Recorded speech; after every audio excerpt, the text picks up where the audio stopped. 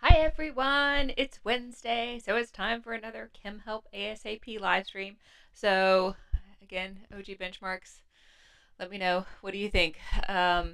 This is a new microphone, so okay, good, audio is good. Looks okay on the computer, but sometimes I'm never sure.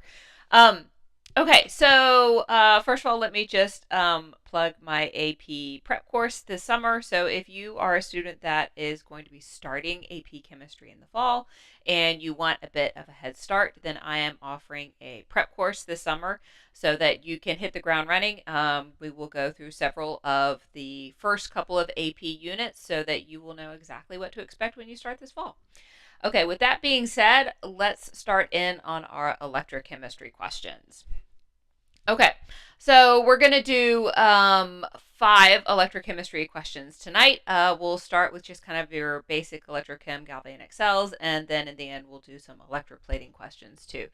All right, so let's just jump into this first one. It says a galvanic cell is based on the following unbalanced reaction. Yeah, you can see it's definitely unbalanced. And we need to write the appropriate half reactions, balance the redox equation, and calculate E cell. Now, all of these are connected. Yeah, so you can see we've got kind of the basics here. We're definitely in acidic solution, and we've got water. So this is an equation that you could maybe balance by inspection, but I would recommend balancing by half reactions, and I'll show you why. So we do need to choose the appropriate half reactions, and to do that, I've got a table over here. So these half reactions in these table, of course, are all written as reductions. So we'll just find the ones with the correct species, and then we'll decide which one has to be flipped, because of course one is going to be reduction and one is going to be oxidation. Okay, so right off the bat, I definitely see that this is a half reaction that we want because we've got the MnO4 and the manganese over here. And you can see I've got these species as well. So my other half reaction is probably going to be something with my chlorates and perchlorates, which means I am going to be using this half reaction as well. Okay, so my first two half reactions that I'm going to use. So let's just write these half reactions. I'll go ahead and write them as reductions, and we'll go ahead and transfer their potentials over. Okay, so let's just get these written out. Okay, so starting with the manganese half reaction. And you'll notice with these half reactions, I didn't have to set up finding the oxidation states of all of my elements. You can if you want, but because I know I'm going to go for the half reactions, having that table there and finding them is actually just a little bit faster to know exactly what you're going to do. Okay, and this E is 1.51 volts. All right, and my other half reaction is this one right here. And of course, that's got water. And the E here is 1.19 volts. Okay, so remember your E cell is equal to your E reduction minus your E oxidation. Now, you can also write this as E cell is equal to E cathode minus E anode as well. These are the same things because, of course, your reduction happens at your cathode and your oxidation happens at your anode. So either way you use it, it's going to be the same way. Because I am more thinking about these as reductions and oxidations, I tend to go with my first equation first. But again, it doesn't matter. You're going to get the same reaction. Now, we know that this is a galvanic cell, which means E cell is going to be positive. We also have, even though we have the unbalanced reaction, we can see we're starting with our manganate over here. So I already know that this is the reaction that I want to reverse. That is going to be my oxidation. So there are a couple of clues there that are going to help me out. So my I should be putting this, my E cell is going to be 1.15 volts minus 1.19 volts. So this is, these are not difficult calculations. The difficulty here is just making sure you identify your reduction and your oxidation correctly. That's going to be your biggest thing. But we were given multiple hints. One, we know it's a galvanic cell. And two, even though this reaction is unbalanced, it already tells us which half reaction we're going to need to flip, which one is going to be the oxidation. Okay, so now what we have to start doing is what's a little bit more difficult, and we need to balance this redox. So we've got the half reactions, we've calculated the E cell, now we need to balance it. Now, what you'll notice in these two half reactions is, of course, I'm going to flip this one, but this one transfers 2 electrons and this one transfers 5. Now, when you're balancing redox, especially from half reactions, you have to transfer the same number of electrons. So we can't have one reaction transferring 5 electrons and the other transferring 2. That doesn't work. We cannot create or destroy electrons. So what I'm going to do is I am going to, first of all, I'm going to rewrite this equation so it is proper, so it is the oxidation. And then we're going to have to multiply this reaction by 2 and this reaction by 5. I'll show you what I mean. So let's just write this out. So my top reaction, my reduction, stays exactly the same. I'm not going to change that, at least not yet. Okay, and there's our manganese. Sorry, that is 4 waters. I don't want to drop that 4. And then flipping my bottom reaction. And I'm actually going to keep the arrows in the same place because that makes it easier for me to see what's on either side of the equation. 2 protons and ClO4. All right. Again, we can't have our top reaction transferring 5 electrons and our bottom transferring 2. So what we're going to do is we're going to multiply our top reaction by 2 and our bottom reaction by 5, and this will end up giving both reaction a transfer of 10 electrons. So we want to make sure that we're balancing electrons as well as atoms. And once the electrons are balanced, then your atoms are going to balance out. I'm going to need another page, so let me just give myself an extra page here. Okay, so now I'm going to rewrite, I'm going to take these equations right here, and I'm going to rewrite them with the multipliers already multiplied through. So we've got our top reaction was multiplied through by 4. So that's going to give me 16 protons. Whoops, I forgot my 2. 2 plus 8 waters, and then my oxidation, again, I want to keep my arrow in the same place,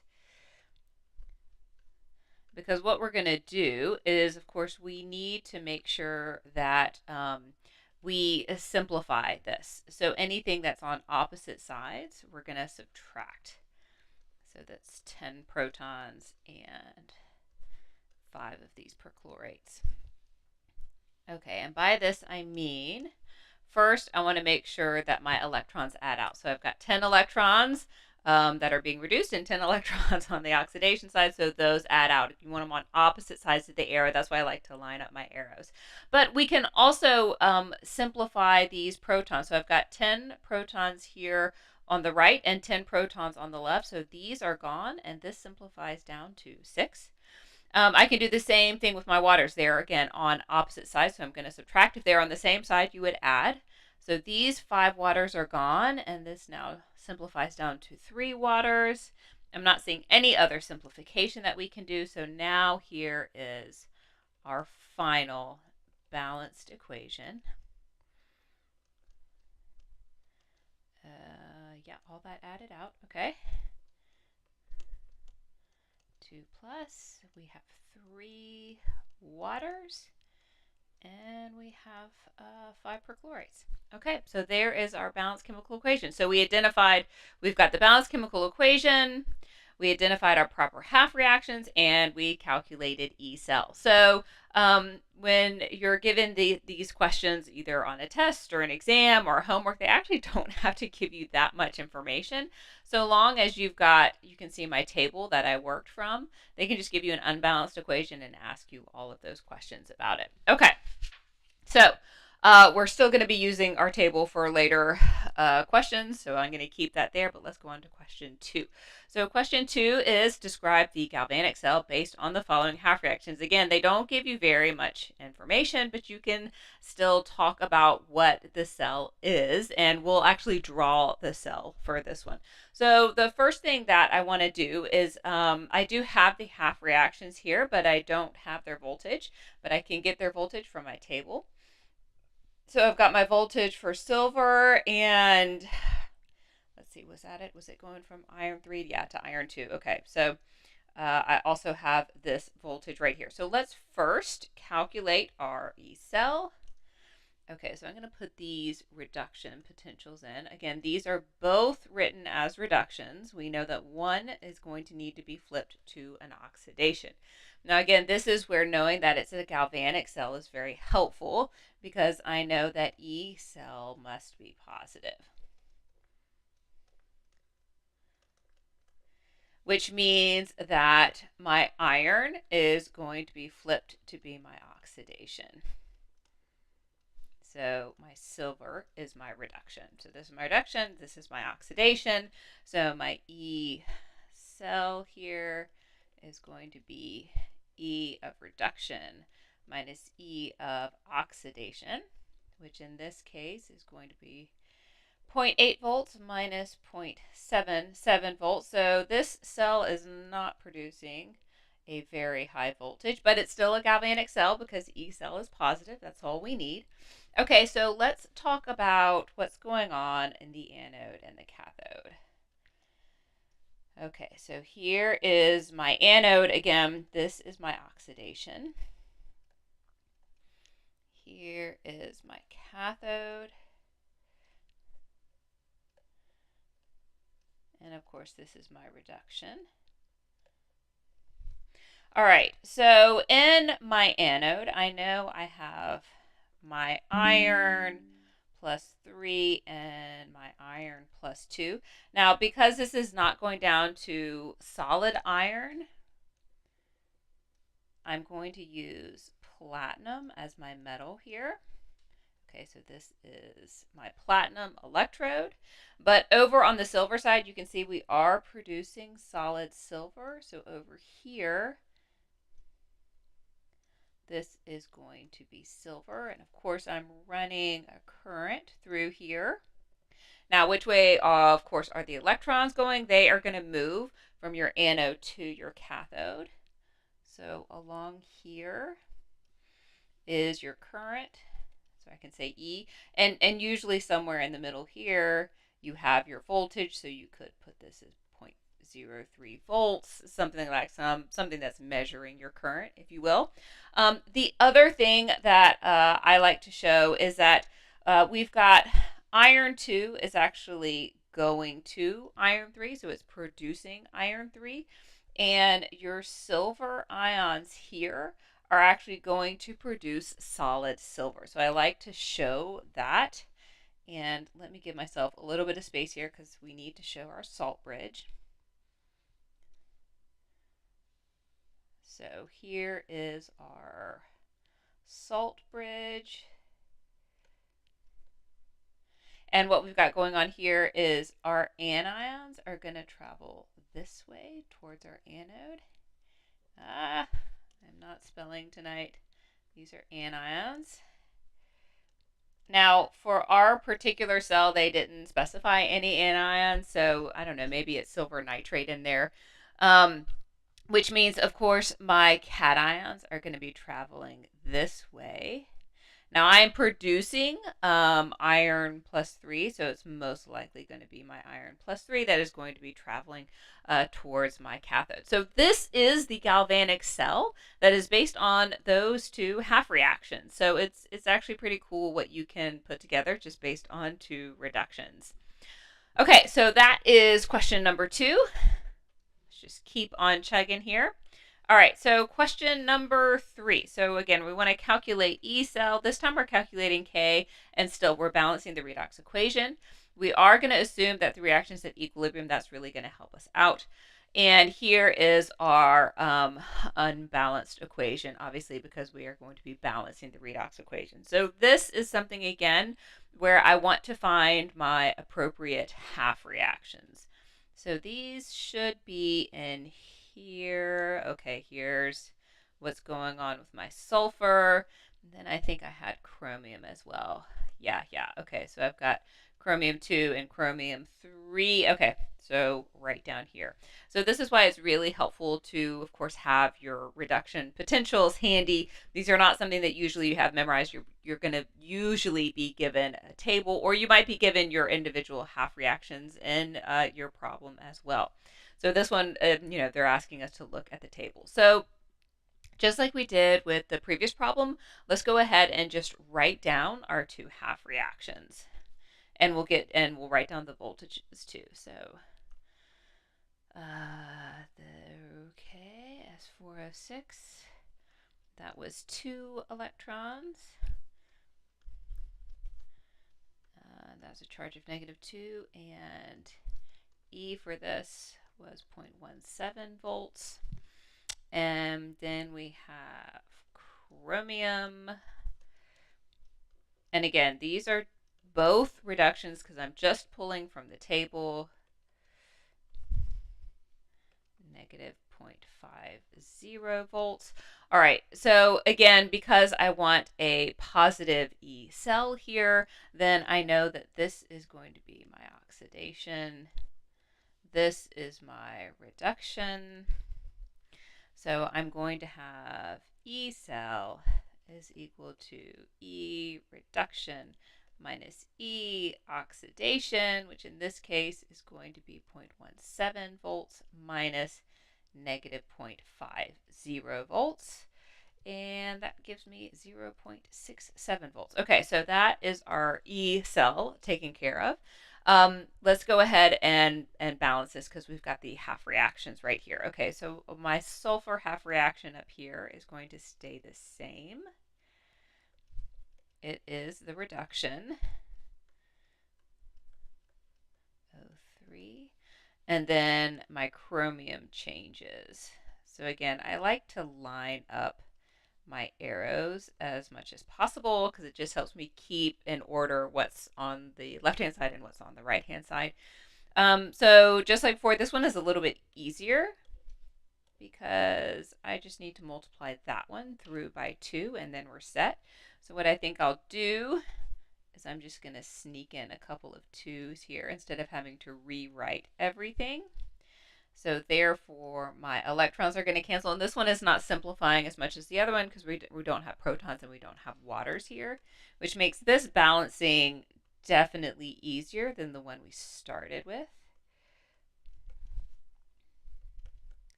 that is going to be a 2.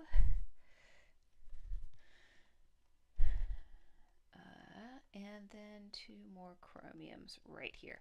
So this one was actually quite simple. It's possible if you wanted to, you could just balance this without necessarily the half reactions. But if you've got them, I just find it easier because then you know exactly what you need to multiply by because you're just looking at making sure those electrons are equal. Okay, so we've got our E cell for this. We've balanced our equation. And the last thing that we need to do is we need to get K. So let's write down... Let me give myself another page. And let's talk about the relationship between E cell and K. Okay, so here we've got at least one variation of the Nernst equation. Now, there is a key thing in this problem that's really, really going to help us. And we're assuming the reaction is at equilibrium. So if the reaction is at equilibrium, we have E cell is equal to 0 and Q is equal to K. So we can adjust this equation and make it a lot simpler. And again, we're not calculating Q, we want to calculate K. So it's really key that this is at equilibrium, because otherwise we would be calculating Q, which is not always equal to K. So E cell is 0. Now, we have calculated our standard E cell, 0.592. Okay, so let's talk about N here. So what is N? N is our number of electrons. So this is why it's important to balance our equation first, and this is why it's helpful if you balance using your half reactions, because N is your number of electrons that you transferred. So for us, we transferred 2 electrons, so N equals 2. So this is 2, and now this becomes, of course, log K, no longer log Q. Now, I have this value for E cell.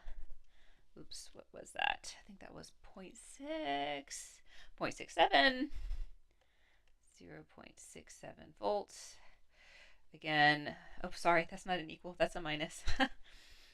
And now, literally, I'm just going to be working through my algebra for this. This is going to give me a very large K, but that is not unusual for redox equations. So if you've just come off of acids and bases and you're used to K's being very small, you're going to have to switch your mentality. K's here are going to be quite large. Okay, so let's move this to the other side. Change the sign here. Okay, that's pretty simple. And then 22.6 is equal to log K, so we just take the inverse of the log. This is 4.32 times 10 to the 22nd. So yes, a very, very, very large K here. Okay, so this is how we're going to equate E cells to either Q's or K. We're going to do it through the Nernst equation. And again, when you're at equilibrium, you get a lot of simplification, which is just fabulous. So make sure you're reading those questions really carefully, because if you miss that at equilibrium, then you don't get those simplifications, and you definitely want them. Okay, so now I'm kind of switching gears, and I'm going to talk about electroplating, because this is a very common thing that comes up with electrochemistry, is producing usually some kind of solid metal in a certain amount of time. So this question reads, how many hours must a 3.5 amp current be applied to a solution of iron plus 3 to produce 20 grams of iron solid? Now, these questions I know can be tough for students, but I really want you to think about your units. These are basically dimensional analysis questions. Not even basically, they are dimensional analysis, but the key is keeping track of your units and knowing all your conversion factors. Okay, so let me just write a couple of things down. We've got our 3.5 amps. What helps me is if I rewrite that 3.5 amps as 3.5 coulombs per 1 second. Again, break that complex unit down into its constituent units. You can think of this as when someone says molarity, you know that's moles per liters of solution. So it just helps me to see those constituent units. In this case, we are going to have to know N, again, our number of moles of electrons that are transferred. Well, we've got, oops, Fe plus 3. That's going to need 3 electrons to become iron solid here. So my N equals 3 moles of electrons. And we're going to need Faraday's constant as well. So Faraday's constant is 96,485 coulombs per 1 mole E. Okay, so these are kind of the critical conversion factors that I like to write down first before I start my dimensional analysis. So now let's actually put together our dimensional analysis. I'm going to start with my 20 grams of iron. And the first thing I want to do is I want to convert that into moles of iron. So whenever you're in doubt and you don't know how to start a problem, going from grams to moles is always a good place to start, because this is chemistry. We always talk in moles. We don't really talk in grams because we really want to be counting atoms here. Okay, so now we're in moles of iron, but we need to think about how many moles of electrons. This is where our N equals 3 moles of electrons. So for 1 mole of iron, I'm going to need 3 moles of electrons. Okay, moving on. Now that I've got moles of electrons, now I can connect this with Faraday's constant. And I want to make sure that those moles of electron are in the denominator here, so we get cancellation. So now what we've done is we've converted from grams all the way to coulombs. So we're almost there. Now we need to get from coulombs to a time, and the way we do that is we use our amps. So we're going to use this conversion factor right here because that relates coulombs to some kind of unit of time. Now we are going to go all the way to hours, but this at least gets us to seconds. Okay, so I want to make sure that my coulombs cancel. So I'm going to put seconds in the numerator. And there are 60 seconds in 1 minute and 60 minutes in 1 hour. Of course, you could do that in one conversion factor if you want. It's totally up to you. It makes no difference. So before I actually put the answer down, what I want to show is how this is just strictly dimensional analysis. So you can see your grams of iron cancel, then your moles of iron cancel, your moles of electrons cancel, your coulombs cancel, your seconds cancel, and then your minutes cancel, and you're left with hours, which is exactly what the problem asked for. So really, this is just all about paying attention to your units and putting your units in such that you get cancellation of what you want to get rid of, and you end up with the unit that the question is asking for. Okay, so putting this all in my calculator, oops, let me switch back to blue. This is 8.23 hours. So that's a really, really long time to be running that current. So this kind of ties into our next question, which is how many amps are needed to produce, again, your 20 grams of iron in 30 minutes. So it's a similar question, but it's not the exact same question, but we can still set it up as our dimensional analysis. So in this case, because we're looking for amps, we want to make sure that our units that we're ending with are coulombs per second. So that is what we need to keep in mind. So we're going to start again just with our 20 grams of iron. As usual, we're going to convert it to moles because this is what we do. This is 1 mole of iron. So you can see that this is looking very much like our original problem because we're really going from our solid iron and we're trying to get all the way down to our electrons. Okay, so at this point we've got moles of electrons. So again, I'm going to use Faraday's constant because that is going to get me to coulombs, 485 coulombs. And now thinking about, we want amps, and remember amps are coulombs over second. Well, we've got coulombs right here. So let me just show what all has canceled. Mole E has canceled. So right now we have coulombs. It needs to be per second. So we need to do this per time. Well, the only time I have right now is 30 minutes. So I'm going to put this 30 minutes in the denominator. Again, it needs to be in the denominator because my time is in the denominator. And then I'm just going to convert that minutes into seconds, and that's going to give me amps. So in 1 minute, there are 60 seconds. So this is where just dimensional analysis is really cool. So my minutes cancel, and you can see I'm left with coulombs in the numerator, and oops, I don't know why I put that E there. Coulombs in the numerator and seconds in the denominator. That's coulombs per second, which is amps. So we are done with our calculation. Now all we need to do is actually put it into our calculator and get an answer. So this is 57.6. Again, this is coulombs per second, which is the same thing as 57.6 amps. So I know the electroplating gives students a tough time sometimes, but really just if you think about it as a dimensional analysis problem, which you've been doing for like the whole either semester or year, then hopefully that can make things just a little bit easier.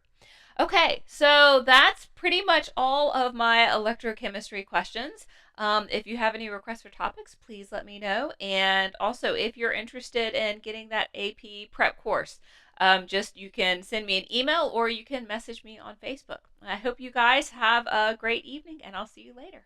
Bye.